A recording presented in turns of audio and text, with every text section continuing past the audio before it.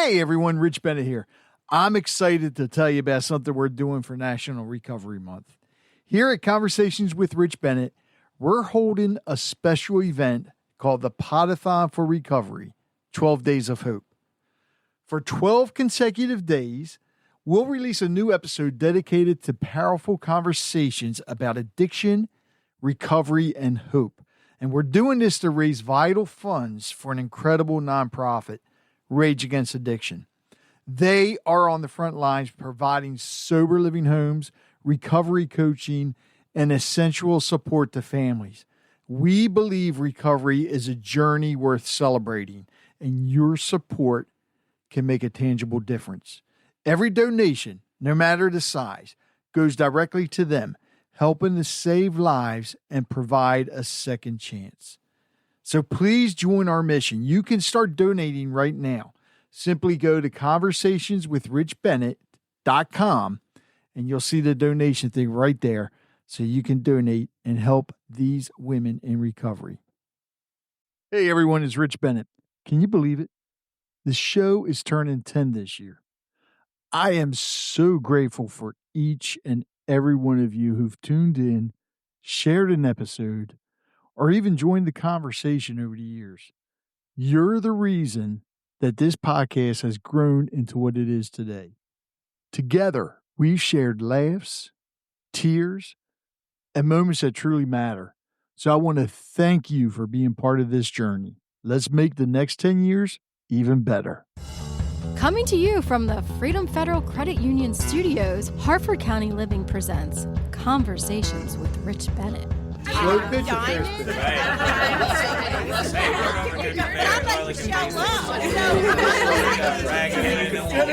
I never play softball. It's probably the least sexy part of organizing. It's okay. No. The truth is,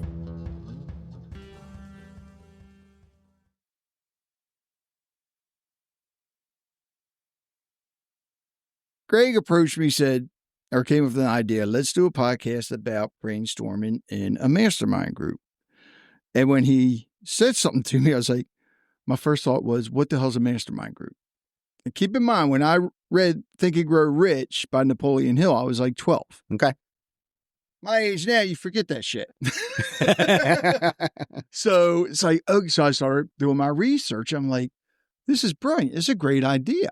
Then I did even more research, and all of us know there's networking groups out there at the wazoo, but you don't see many mastermind groups. And a lot of people don't realize there's a big difference. There's a lot of mastermind groups. You just aren't on the right social media. There's a lot of them. Well, maybe, yeah, but maybe it's because I'm not seeing them, because a mastermind group should not be as large as a networking group. Correct. They're niche based. So you have mastermind groups. I guess that I digress. What is your definition of a mastermind group? Because there are a lot of mastermind groups that are wrapped into much more vague terminology. Right.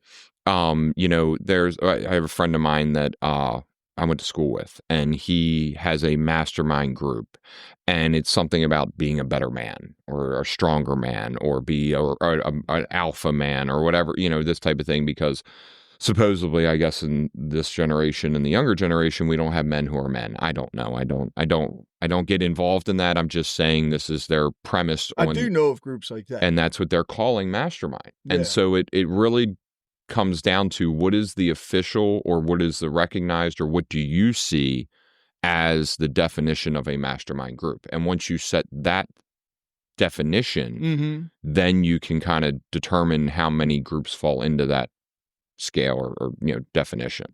I know I have with podcasts, and I've seen 2 mastermind groups strictly about podcasting, but the one's like over 100 people, and I don't. Well, and so here's the thing, right? So like for me, a definition of mastermind group is bringing people from different industries, different walks of life that have similar business size, similar growth and understanding, and coming together to kind of brainstorm what they're doing and what challenges they may be having and how another company may be able to say, hey, look, we ran into that. this is what we did. Like you and I talked about at lunch. Yeah, Yeah. correct. All right, Greg, hit us.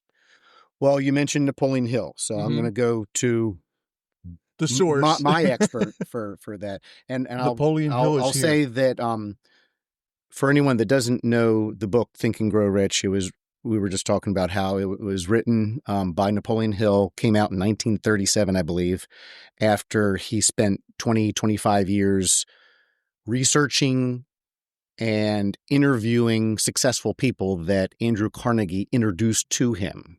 So Andrew Carnegie said to this 20-something reporter from West Virginia, said, I want to introduce you to these people. I want you to interview them and learn how and why they're successful. I'm not going to pay you a thing, but you'll get all this wisdom, Right. from all these successful people. And he did exactly that. He did several. What was the first book you said? Law of Success. Yeah, which came out earlier. 1928. Yeah. And then Think and Grow Rich. And a colleague of mine handed me this book when I was 21, 22 years old, just out of college. And it really did become the premise for how I structured my life, my goal planning, a lot of successes that I've had. And the book has 13 principles, and one of the principles is the power of the mastermind. And so when you're asking what is the definition of a mastermind, Napoleon said it's coordination of knowledge and effort in a spirit of harmony between two or more people for the attainment of a definite purpose. All right, so a definite purpose. You have a goal or you have an outcome that you're looking to achieve, and you're bringing together subject matter experts so that you're taking advantage of that knowledge. And if you think of just the concept of synergy, if you work on it by yourself and I work on it by myself, we will come out with, certain outcomes. But if the two of us come together, it's like we create this third mind or this third, synergistic, Right. Where we're better together than by ourselves. But if you take that and the concept of brainstorming ideas on how to achieve an outcome, with all these subject matter experts. So it has to be for a specific outcome. It can't just be, that's why I said, it's more than brainstorming, where are we going to go on vacation this year? Or, it's for a specific outcome that you're looking to achieve. And you're tapping the genius of subject matter experts. Yeah. So like in the book, he talks about, Andrew Carnegie himself knew nothing about manufacturing steel, and he didn't want to know. Yeah. He found the guys that knew how to do it. So he had a mastermind of 50 people, but they were all for the purpose of making as much money as you could manufacturing steel. Henry Ford was the same way. Yeah, yeah. Put the right people in the right places. Yeah. Right. Well, and you don't have to know everything. You just have to have the people around you that know what you don't know. Right, exactly. Right. Align yourself with, and it makes, I personally think it makes you smarter, or maybe you learn more. Well, collaboration has always had better outcome than individual. Yeah. Doing it individually. Like when you have collaboration of people together working towards the same common goal, you will always have a better outcome and be more successful as long as everybody is on the same page. So my work at Harford Bank, one of my roles is to facilitate the bank's strategic planning process. So our current strategic plan has 6 goals. Okay. So we created a work group for each of those goals, and I'm facilitating conversations in these work groups to achieve objectives and, do projects. So I'm essentially facilitating 6 mastermind groups because we picked specific people from the bank, from different departments and different levels of seniority and whatnot, so that we're coming together to accomplish the goals of the strategic plan. I haven't thought about that. In one business having mastermind groups within their business. Oh yeah, that's a good idea. And it's 6 different. It's 6 different groups. It's not the same people. On each group, right? Exactly. It's based on the main objectives. For each of the 6 goals. Do you know of any nonprofits that are actually part of a mastermind group? Well, I'm sure there are. Yeah, but do you personally know of any? Because I think You always hear about nonprofits, how they're struggling. You know, they're having a hard time raising money. No matter what they do. And you see a lot of them keep doing the same thing, but they're not raising more money. That's why I was wondering if there's any. Well, that's the definition of insanity. You do the same thing over and over again, expect different result. You have to, that's marketing 101. You have to change up and adapt and continue to evolve in that as far as the fundraising and all that to be able to bring in different groups of people, attract, different groups of people and ultimately pull at different people's heartstrings. Yeah. And that's how you get donations for nonprofits. It's just a matter And of grant writing, and that's something that's gone by the wayside. There's a lot of, younger generation, they don't want to write grants. They don't want to write grants. Who wants to write That takes grants? too much time. we deal with that in the stormwater. So I'm part of Chesapeake Watershed Protection and Chesapeake Bay Landscape Professionals, and that's what they talk about is that they have one person on staff maybe, but they're trying to get more, and the younger generation is not going into that field, and it's a shame because there are unlimited amount of grants. Yep. That are But you have to have somebody that knows how to search for them, how to write them, and it's not a fun job. I mean, it's so mundane. I mean, if you don't have every T crossed and I dotted, you're not getting it. One of my family members runs the HealthLink program for Upper Chesapeake, and she is approaching retirement, and that is one of the biggest things is that they rely on grants. Absolutely. And for their funding, and there is not someone, I believe the grant writer just retired, and now they're kind of like, what do we do? And that, Oh, wow. that is detrimental to the community because her program is all the outreach for Harford County.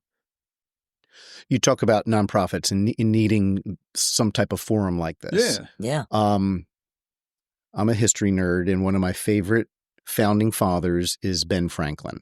And early in his adult life in Philadelphia, he put together an organization he called the Junto, Junto, Junto. And it was essentially a mastermind group of businessmen who came up with good social ideas for the city. They came up with the idea for the first public library, and they came up with, all kinds of ideas, but they would get together every Friday and drink ale and, but it was specifically for, coming up with ideas for the public good. Yeah. So that was the specific outcome that they were looking to achieve. And they did this for years. They just got together every Friday and brainstormed ideas. Well, I think that's kind of what you're trying to narrow down with this is brainstorming in a mastermind group is the first thing to understand is that mastermind is one set goal. Like what one achievement, how do we achieve X? And then bringing people together to brainstorm to reach X. Right. So it's not a business growth group. It's not a personal growth group. It's not a networking group. It's the definition from the book that Greg just talked about is that it is about specifically achieving one goal, and that may be for social impact of a city. It may be for a nonprofit to continue to build fundraising for a certain goal and stuff like that.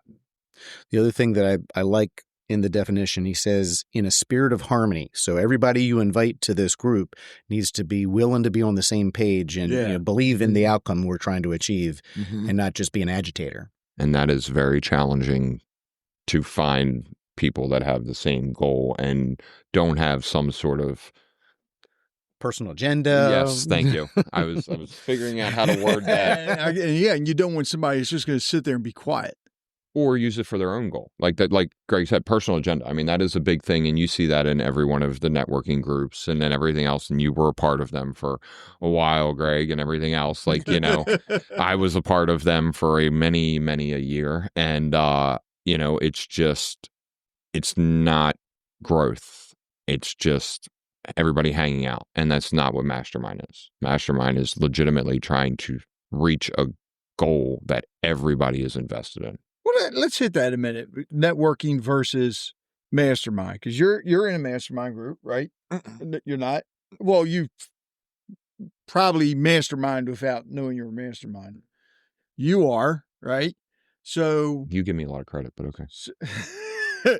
success-wise and growing your business, have you found it you can grow it more from a mastermind group or from the networking? Well, I think both are useful and beneficial for different reasons. Okay. You know, we're talking about how the mastermind group can help solve a specific problem or a specific issue.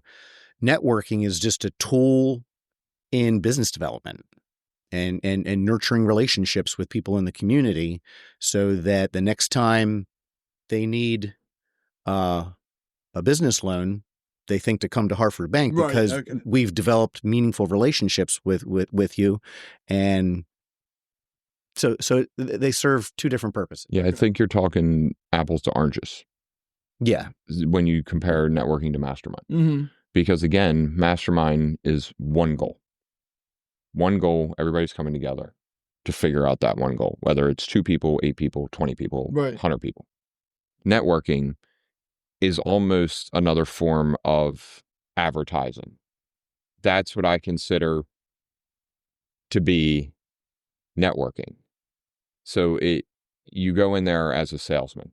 And yes, there are little groups and stuff, but you know, Harford County Chamber, I've been a part of them forever. And they do all the coffee and connections and all this other stuff. And it's always bring your business cards. Right. And have, you know, a 10-second spiel of what your company is. And you literally move your way around the room and introduce yourself and hand out your card. And that's just another form of advertisement for your business. Call it an elevator speech. You just go Correct. to give the elevator speech. Correct. And if you're good at that, I am not, you can have positive results. And it's the same as putting up a billboard or running a Facebook ad or, you know, something like that. It's the same. It's based upon advertising, whereas mastermind is, again, coming together for one singular goal. Deeper conversations, more ideas, collaborations. Like part of the reason why I network and, you know, the reason why working at Harford Bank resonated with me is because we want to be seen out in the community. Right. You know, that's the essence of a community bank. You know, where we're taking deposits and turning around and investing back into the community, financially, but also with sweat equity and sponsorships and volunteering. And so just being seen out in the community, whether it's at a networking event or volunteering at the homeless shelter, that's a part of who we are and who we want to be, how we want to be seen. Okay. So I'm not necessarily solving a problem like you would in a mastermind group, but it's just nurturing those relationships, you know. All right. So when you're in a mastermind group, you're having a mastermind group meeting. Okay. Let's say it's the 4 of us, whatever. Are you picking the topic? Well, no, when we had lunch, I loved your idea. Have each person go through, tell them last month's struggles and last month's wins. And then when you're done, that's when you start brainstorming. But that's a little different than a mastermind. That's a business development, business growth, business. But is it different? Yeah. Yeah, because you're not going for one goal. Yes, you're going to goal of growing your business or trying to be successful, but it's more of a business growth model. Okay. Again, the definition of mastermind has been brought down a little bit or spread out, you know, to fit different things because it has a better tagline than another business development group or, you know, something along those lines. Okay.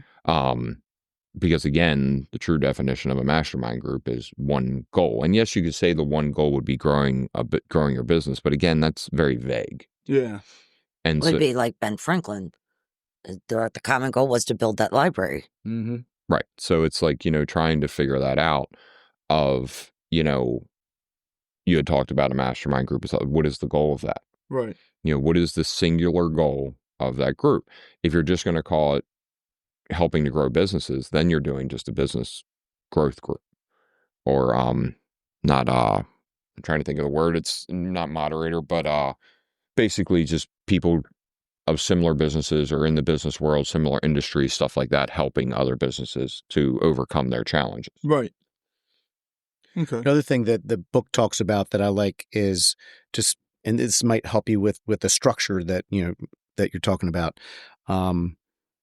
Achieving an outcome takes power, or he called it organized knowledge, and he said that the source of organized knowledge can come from three different places: infinite intelligence, accumulated experience, and experiment and research. So accumulated experience is basically the expertise that people bring to the table, the stuff we already know in all of our brains, all of our minds. Then experiment and research, that's the brainstorming of looking ahead. How can we take this information and knowledge and wisdom that we have and apply it in a brainstorming way, to think about new ways of approaching things. Mm-hmm. Infinite intelligence, this gets into like not religious, but like from a spiritual, ultimate, intelligence, infinite intelligence, how the subconscious mind doesn't know the difference between fantasy and reality. So when we brainstorm and we're having the synergy as a group, you have the potential of like having your conscious mind feed things to your subconscious. Mm-hmm. And that's tapping all that. And here's the thing, you can label or determine what you want anything to be. Right. You can use the original definition of mastermind. You can adapt it to a newer version of mastermind. There is no right or wrong answer. I think the whole goal is to help better the people in the group and somehow positively influence society. So something that you're doing in this group should have a positive outcome in your community, in your neighborhood, in the world. However you want to determine that is entirely, up to you. Right.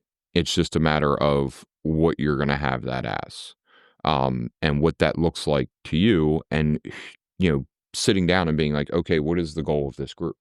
What do we want to do in this group? We're technically brainstorming right now about a mastermind group and what you want to do with that and how this all started and what that looks like. And brainstorming is exactly what we're doing here. It's discussing it for the outcome of what is this group going to look like? What is it going to do? What is its purpose? What is its goals? Who should be involved in that? And just going through that aspect. The other thing that's important to keep in mind when brainstorming is you need to create like a safe space where everyone feels everybody feels comfortable throwing out any and all ideas. Right. There's no bad ideas. We're going to write everything up on the board, or so having that trust and comfort so that everyone will just throw everything out on the table. Very important. Without any Fear of intimidation. Embarrassment. Fear of embarrassment or anything else like that. Or offending someone else. Because that. Yeah. Mm-hmm. Interesting. I'm sitting here. I was like, I'm sitting here thinking, it's like, man, let's do one right now. But you're all laughing. No, That's the whole thing we just said. All right. So one of the biggest problems in society, especially with kids, is what?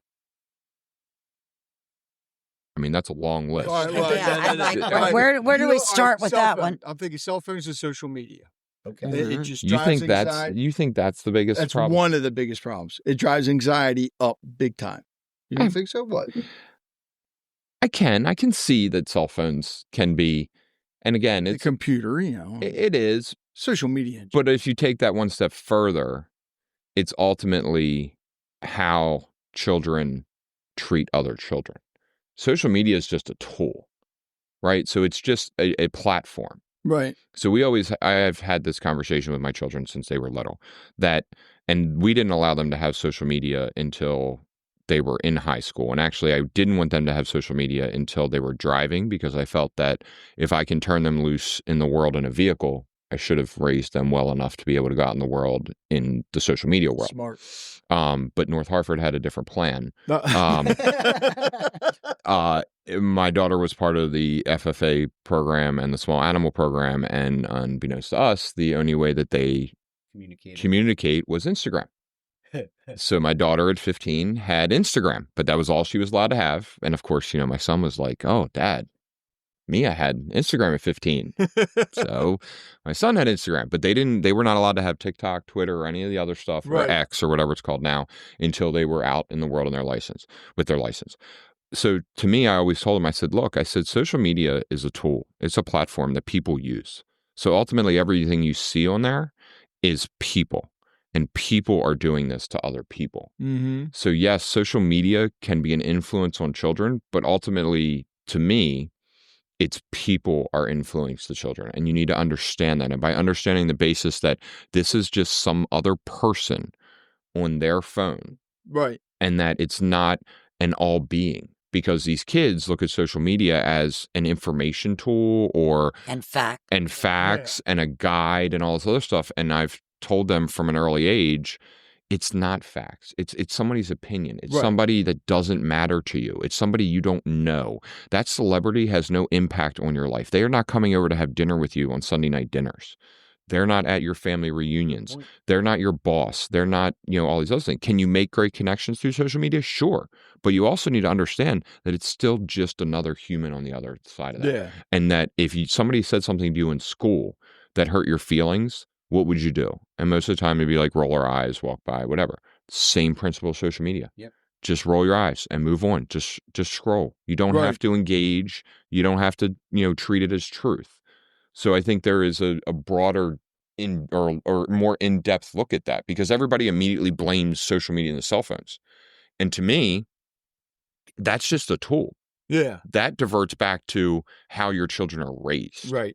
And that's a whole way deeper conversation of issues, because I feel like there's a lot of issues when it comes to I feel like, over time, generationally, people have been allowed to speak to others in a way that they shouldn't without any sort of repercussions.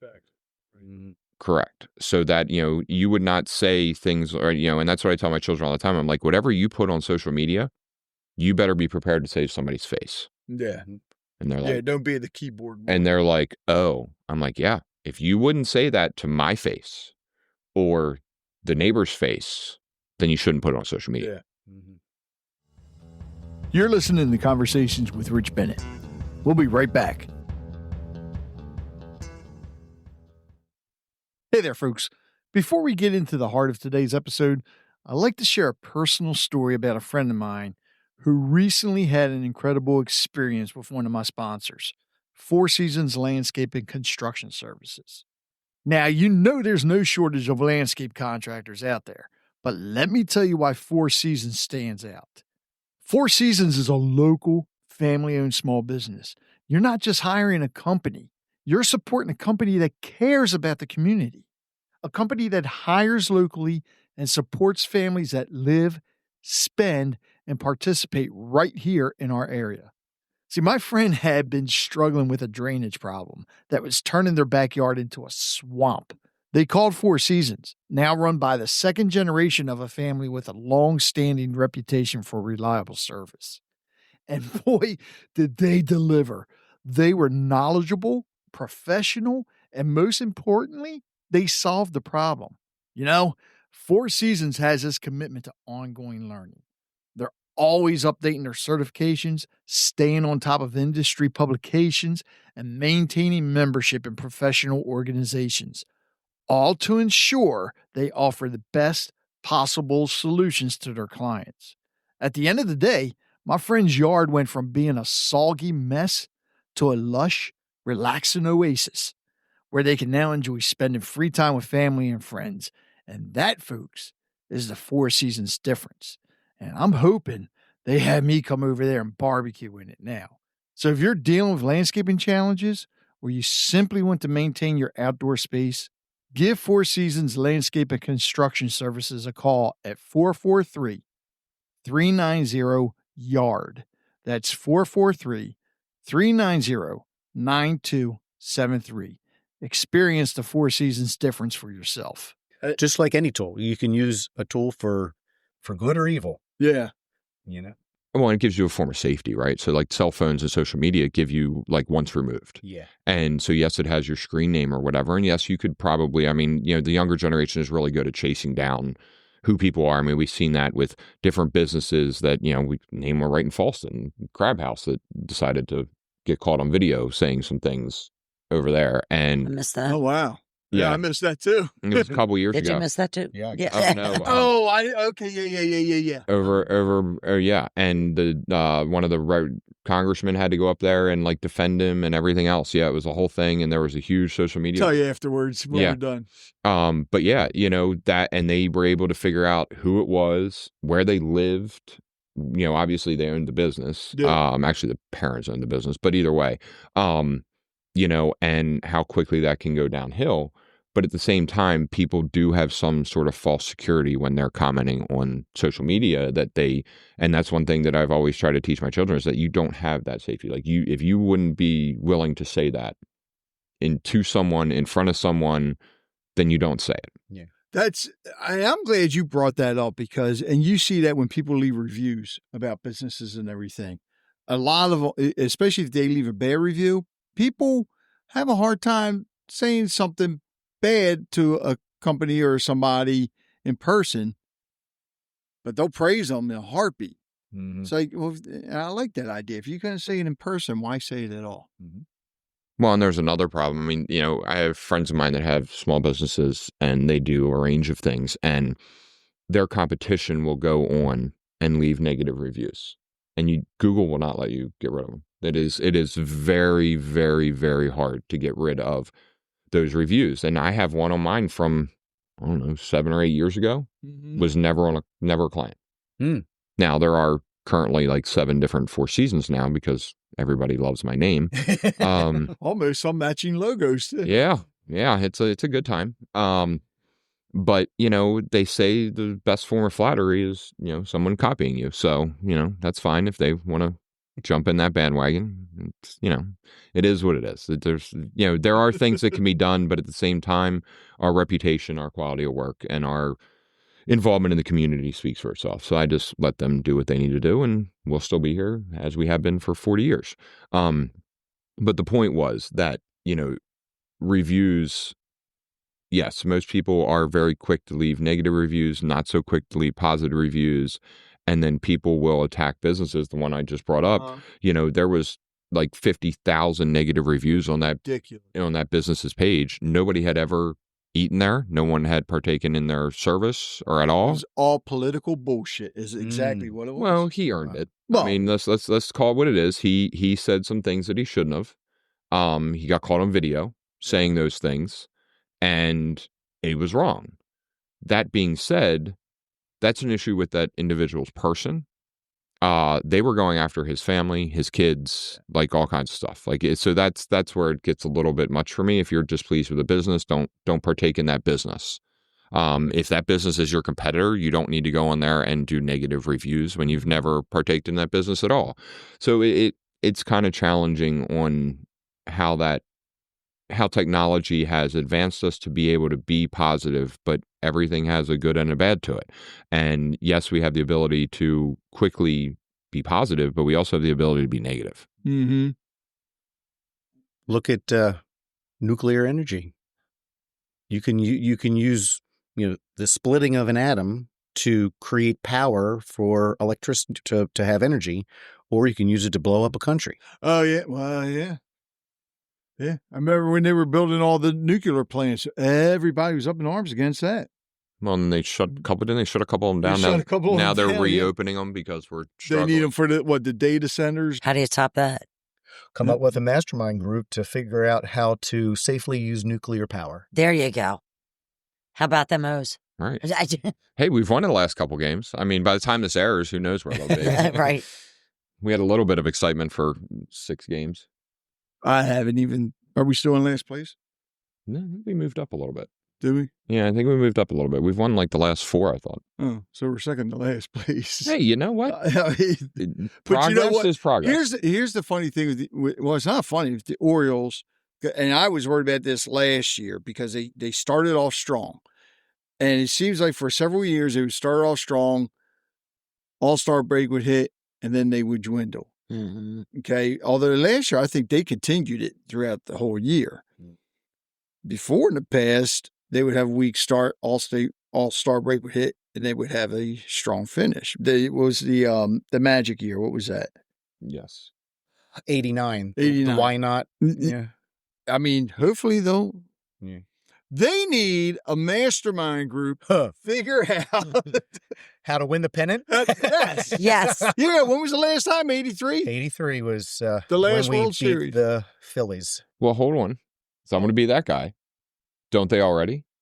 The owner, the GM, the manager, Theoretically, yeah. the trainers, All coaches, subject matter experts. they all come to that is technically a definition of a mastermind group. So if you look at any business structure or ball team or, sports team or whatever, they each have a mastermind group. You bring experts in from different aspects, Mm-hmm.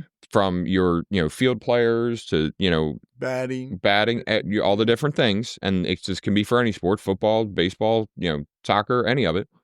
The owner's there, the manager. Now, whether or not it's a safe place to express open opinions is because anytime you have a business structure, there is always a hierarchy. Mm-hmm. And we've seen that with managers leaving and or getting fired or, whatever, coaches getting fired, coaches leaving, because there isn't an open, safe place to, and I hate the word safe place, but either way, it's not an open discussion to where free thinking is allowed. Yeah. And so, but technically that is a mastermind group, and most business structures should be a mastermind You group. have a finance expert, you have an operations expert, you have a marketing expert. Yep. Absolutely. Well, and not just in the business. When we're sitting here talking about this, I think about my granddaughter is in Girl Scouts, and for their bronze awards, they had to do something to benefit the community. So they did this Brainstorming.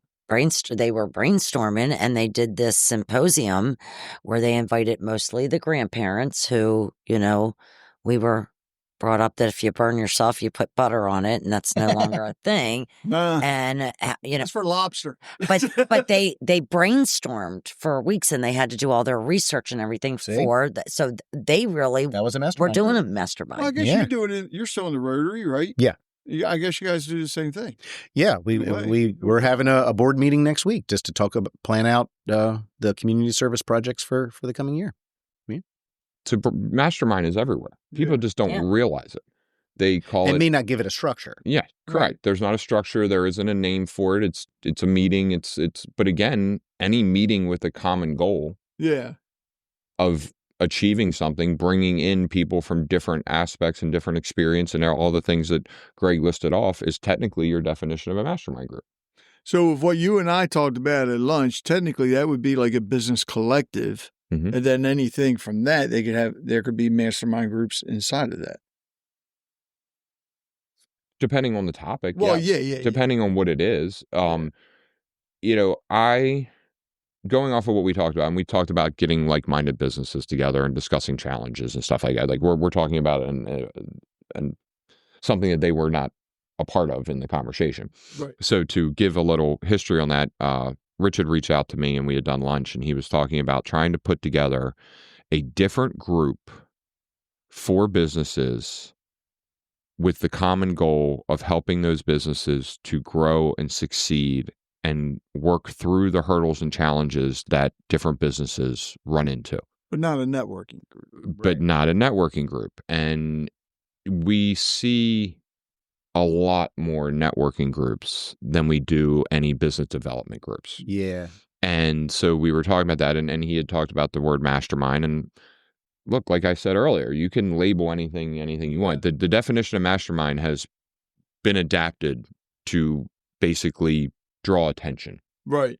When you put the word mastermind on it, you immediately use the word master. When you use the word master, everybody tends to be more focused and it gets more attention. When you say business development, that has kind of gotten washed down with networking. Mm-hmm. And so that's where you run into the challenge now in these current times is, what do you label a group that is like-minded individuals who want to help other businesses and grow other businesses? So that could be your common goal. Now, is it specific enough? that's up to interpretation.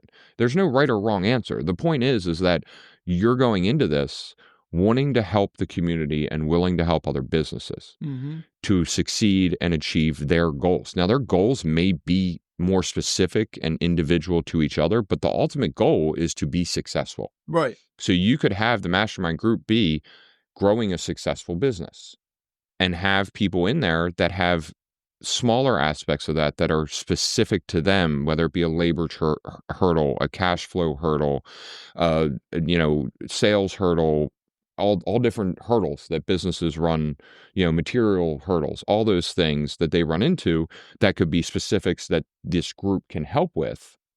But the ultimate goal is to help businesses be successful businesses. Right. And also, to me, and we see a lot of it with social media, and I don't post all the things that we do because I don't agree with my good deeds or the business's good deeds to be used as a marketing tool. Right. We do a lot of things behind the scenes that I don't post all over. Same. But the common goal and the thing that people need to understand is that when you're building a successful business, it shouldn't just be for your own gain. It should be able, first and foremost, to provide a service or some sort of attribute, product, whatever it is, for people. So for us, we solve problems. For us, we solve drainage issues. We solve a time issue. So from our landscape management side and maintenance, we are giving people back time. Right. When we're maintaining your property, do you want to spend an entire Saturday and Sunday mowing your grass, pulling all your weeds, updating your landscaping? No, because you know what you want to do? You want to go sit at a ball field and hear other parents yell at your kid because they did something that the other parent didn't like. You would rather do that. You would rather sit there on the ball field and want to smack another parent on the other side of the field. But that is what we offer. We offer you time. We offer you that time to go Smack the parent. Smack the parent. No, do not recommend smacking the parent. We give you that time. And in this day and age, because of the current economy, don't do it, Greg. We're not going down this rabbit hole. Is that in this current economic time, people don't have time. No. That you have two parents that are working day and night. They're, my sister-in-law and brother-in-law, they both work full-time jobs. They both have two kids in sports. They're trying to figure out how to have healthy meals. We talk about the health of society and children and all that. Well, the reason we don't have healthy children and even healthy adults is because we don't have time to be able to make dinner at home anymore. We don't have stay-at-home moms. The percentage of stay-at-home moms is there are some, but it is very minute because of the cost of living. And I'm not going down the rabbit hole as to why everything costs so much. We could sit here and, debate that for Plus, you got a lot of single-family homes. Single-mother homes. Well, that, again, could be a debate that we're not going to go down either. But, there's things with commitment. And, I also feel that, we've lost a lot of spirituality in our life, no matter what you want to believe in. I feel like we've lost a lot of that. I grew up with spirituality. I was Episcopalian through my entire early years and then Catholic with my wife. And we don't practice regularly, but we still believe in that. And we believe in the virtues that provides our family to be better to ourselves and others. So ultimately, for a business standpoint, is not only do you want to be successful for your own gain, but ultimately the point is that you're building a successful business to fix and help people with their problems, whatever that problem may be, and then ultimately giving back to your community. And that's what business should be about. And that is where a lot of people get lost, because a lot of people go into I want to be rich. Exactly. And that's all over social media. You see it everywhere. Just be rich, open a business, be rich, do this, build a business to sell a business. I know I'm going to get so much lashback. I do not believe in building a business to sell a business. Because if you're going into that just to build something to get a cash payout, you're not caring about your clients. You're not caring about your community. You're not your team, your people, nothing. You are literally going into it like you're trying to rob a bank. How much money can I get? How fast? Yeah, we've seen people do that too. We have. And so that may be why I'm not a $20 million landscape company. Because I didn't build this business to sell it. I built it to give back to my community and provide a service to our community that I felt was needed. And right now, that's drainage and stormwater work and giving them time by maintaining their landscaping and their lawn areas and stuff like that. Civic-minded minds are on the decline. Yes. Yeah. Yeah. I hate cutting the grass in the summertime, but I don't have any kids that play baseball. That's because you have to cook. I got to cut the grass just so I can grill, man. To get to the grill. Yeah. The last thing that Napoleon says in this chapter about Mastermind, he talks about the fact that this process takes effort. Okay, so he says, and this is within this particular section is within the context of building wealth. He says, poverty and riches often change places. When riches take the place of poverty, the change is usually brought about through well-conceived and carefully executed plans. That's effort, that's work. Poverty needs no plan. It needs no one to aid it because it is bold and ruthless. Riches are shy and timid. They have to be attracted. So that's the effort that it takes. So you can't just sit there and wish for the world to change. We need to take, specific proactive effort. Can't wish for it. You got to work for to it. get what you want. Well, that's everything, right? So it's like, we have a society of instant gratification. I have 2 teenagers, so I have literally, and you have teenage grandchildren and have had children, obviously. And so to equal grandchildren. Unless she adopted the grandkids. Well, yeah, I don't assume. So yes, but even adopted, they are your children. So we talk about this all the time, is that, again, you go back to your social media and everything else, it's that instant gratification. And so I talk a lot about my beginnings and how I started with the landscape company and working for my dad and all the other stuff. And we were at dinner last night. It was my in-laws' 50th date anniversary. Oh. And so my sister-in-law put on a great thing, and one of their first movies that they went and saw, they don't remember exactly, but it was within the first couple of days, with Jaws. So she set up this whole thing and talked about, had them there and wished them their happy 50th date anniversary and stuff like that. And we were just talking about how they met and stuff like that. And I explained to my children, I had before, and her children as well, I was like, everything takes sacrifice. My dad started the company in 1980. I worked for him as an employee without choice for many decades. And my sister-in-law was kind of shocked because I told her yesterday, I was like, I made $15 an hour until I was 30. I had a house. Wow. I had a house, 2 cars, and 2 kids. So my 2 kids were technically built, born, I guess they were built, born in 2006 and 2008. So I turned 30 14 years ago. So you can do the math that way. And so for a majority of our early lives in a relationship and marriage, I made $15 an hour. I worked 4 jobs.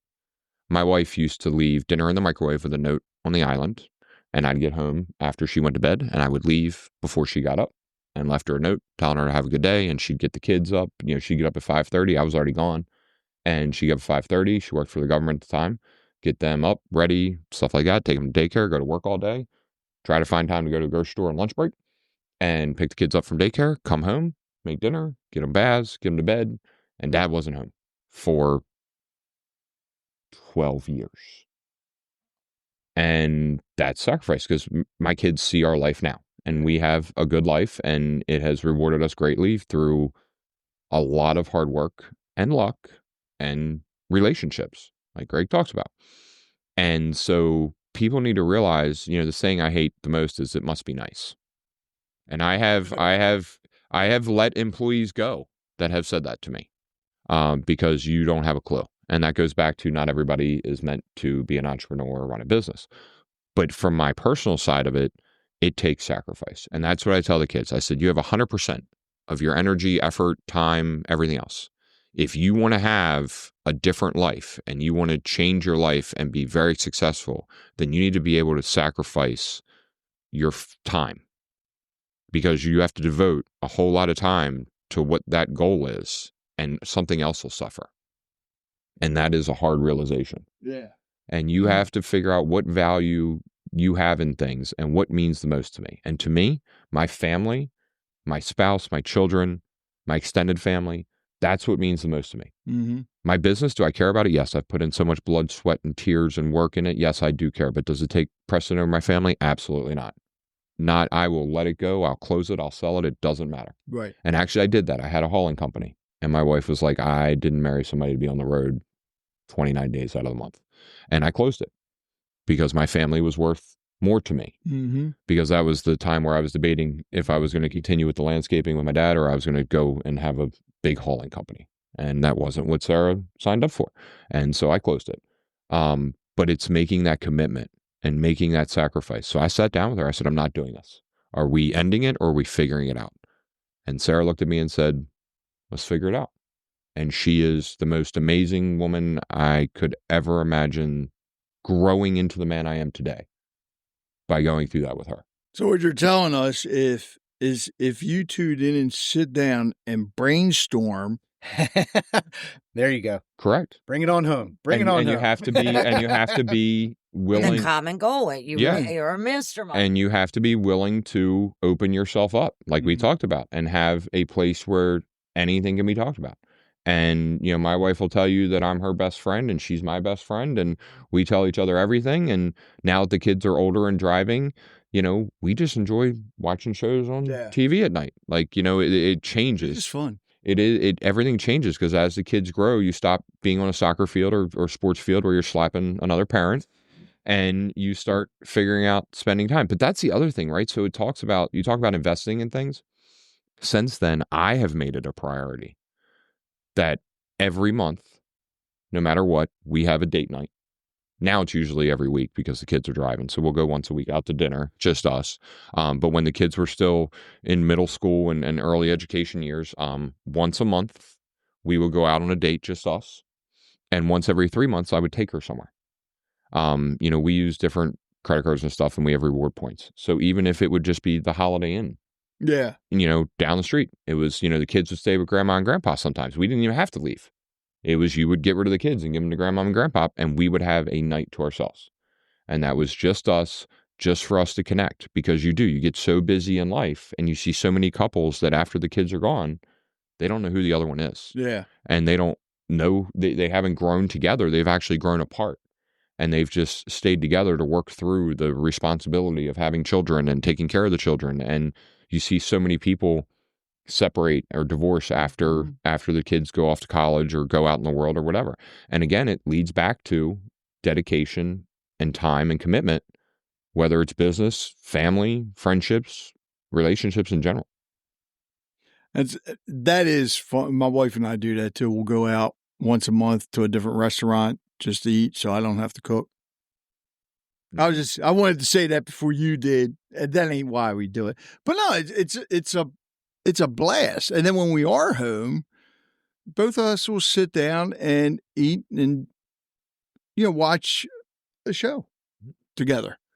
And it's just adjacent, right? It's just being with that person. Yeah. And, being and having that relationship where you're with that person. And you're ultimately, here's the thing, you want to bring it full circle. You're ultimately brainstorming because you start having conversations, right? You have conversations that, because I kind of, I look at Sarah and I'm like, hey, let's eat dinner, watch a show, phones down. Sometimes I succeed, sometimes I don't. Depends on what Sarah's feeling that day, and that'll get me in trouble. Now I'll dig myself my own hole on this one.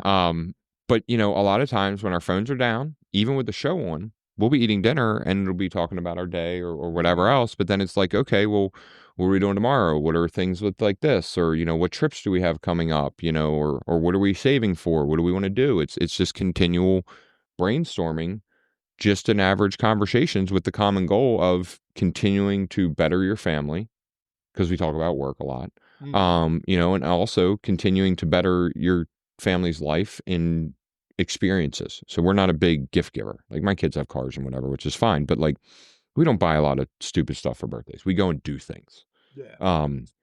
Yeah. We do experiences. So we had a camper for a while and we went to Harper's Ferry. We traveled up and down the East Coast and stuff like that, long weekend trips that we could drive to and do that. And so we always try to give the kids experiences versus stuff. So we're talking about what new experiences we can give the kids. We go to a different island every New Year's. So this year we're going to Jamaica. So we take all the kids down to Jamaica for a few days, My wife gets her time to not have to take care of our family. So she goes down there, there's a butler, and she meets with them first thing, and then everything is planned, and she sits on the beach and doesn't do anything. And that is our gift as our family, myself and the kids, to give to her for her 4, 5, 6 days down there where she doesn't have to do anything. She doesn't have to take care of the dogs. She doesn't take care of the kids. She doesn't have to figure out what we're having for dinner every night. She doesn't have to clean the house. She doesn't have to, all the things that are unseen by men in general that women do, or vice versa, depending on the roles. It doesn't matter either way, but how one spouse or the other spouse, a lot of what they do is unseen. And showing that appreciation to your spouse is, again, a way to further your relationship and continue to support the growth of your family and everyone in that family. And when are we leaving, Dad? Yeah. Here's Richie. He's turning his my phone oldest off. son. Yeah. He's older than me, man. Yeah. Thank you for listening to Conversations with Rich Bennett. I hope you enjoyed today's episode and learned something from it as I did. If you'd like to hear more conversations like this, be sure to subscribe to the podcast so you never miss an episode.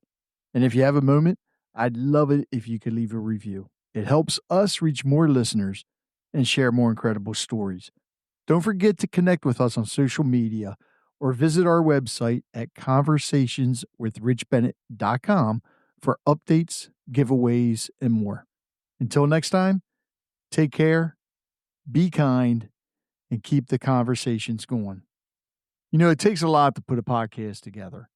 And my sponsors help out a lot, but I also have some supporters that actually help me when it comes to the editing software, the hosting, and so forth. There's a lot that goes into putting this together. So I want to thank them. And if you can, please visit their websites, visit their businesses, support them however you can. So please visit the following: Real Life Prosthetics, cutting edge solutions, restoring ability since 2001. Go to reallifeprosthetics.com. Full Circle Boards. Nobody does charcuterie like Full Circle Boards. Visit them at fullcircleboards.com. Sincerely Sawyer Photography. Live in the moment. They'll capture it. Visit them at sincerelysawyer.com.